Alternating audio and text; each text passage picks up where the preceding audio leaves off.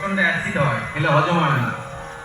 অদ্ভুতি বড় নিন্দা চর্চা করেন সারাদিন, পাশের বাড়ির লোক অমুক লোক নিন্দা চাননি কালেকশন করছেন, কলির দোষ।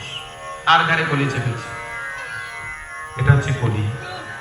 আর সে যদি একবার কীর্তন ধামে চলে যায়, কলি বলছেন আমি আর তাকে গ্রাস করি না। তাহলে কলি কাদেরকে ক্ষমা করেন, ভালোবাসেন কাদের? কলিকে যতই খারাপ করেন না কেন, কলি ভালোবাসে কাদের? বলে ভালোবাসে একমাত্র যারা কলিযুগে কীর্তনের আশ্রয় করেন। কীর্তনাদেব কৃষ্ণেশ্চ মুক্ত সঙ্গ পরম ব্রজে। একমাত্র কীর্তনের আশ্রয় যে করে কলিযুগে, তাকে একমাত্র কলি কৃপা করে।